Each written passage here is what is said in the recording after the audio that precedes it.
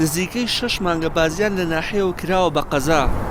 بەڵام تا ئێستا حکومەت هاوشێوەی ناحیە بودجە بۆ قایمقامێت و خودی شارەکە تەرخان دەکات. تەنانەت ساڵی ڕابردوو حکومەتی عێراق لە چوارچێوەی پەرەبێدانی شارەکان بڕی 2 ملیار و 800 ملیۆن دیناری بۆ شارۆچکەکە تەرخان کردبوو. بەڵام ئەم ساڵ حکومەتی هەرێم سەرڕای بە قەزابوونی تەنها 1 ملیار و 800 ملیۆن دیناری بۆ لایەنە ئیدارەکانی خەرج کردووە تا پرۆژەی خزمەتگوزاری جێبەجێ بکەن. من وەکو شخصی خۆم لێرە بەڕێوەبەری ناحیە بووم کاتێک کە شوێنێک بێ بە قەزا ڕاستەوخۆ ئەو کەسی کە بەڕێوەبەری ناحەیە بەپێی هەم ڕێنماییە هەم عرف و عادەتیشە یەکسەر ئەو کەسی کە بەڕێوەبەری ناحەیە تەکلیفەکرێ بە قایمقام بە وەکالەت بەڕێوەبەرێ، بەڵام هەتا ئێستا بۆچی نەبووە بۆچی نەبووین بە ڕسمی ئەوە بەڕاستی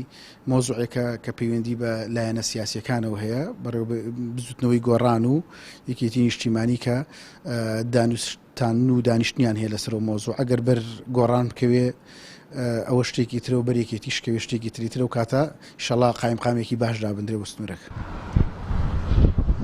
لە قەزای بازیان زیاتر لە 184 کارگەی جۆراوجۆر بوونی هەیە، لە گرنگترینیان 3 کارگەی ئاسن و پۆڵا، 4 کارگەی چیمەنتۆ، 3 کارگەی ئاو، 2 کارگەی پاتری و لە هەمان کاتا قوت و کارتۆن بوونی هەیە.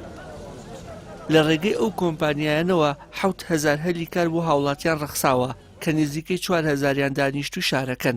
بەڵام نزیکبوونی کارگەکان لە شارەکە و پێشکەش نەکردنی پرۆژەی خزمەتگوزاری لەلایەن حکومەتەوە هاوڵاتیانی نیگەران کردووە. قەزایەکی لەم جۆرەکە ئەم هەموو مەعمەلی تیاابێ ئەبیە خەڵکەکەی گەنجەکەی هەر نوێ بای ئەو جارێک کاچێتە ناو دڵ و جەرگانەوانێ هەر نوێ بای ئەوە خزمەت بکرێن، بەڵام بەداخەوە بینی لە ناو هەموو مەعمەلەیە ئەوە حاڵی جادەکانە لە ڕووی پیشەسازیەوە بازیان لە 32 هەموو پیشەسازی عراقی لە خۆی گرتووە کە ئەمە خاڵێکی گرنگە بۆ بازیان کە ئەبووە ئێستا بازیان لە ڕووی خزمەتگوزاری لە ڕووی هەموو سێکتەرەکانەوە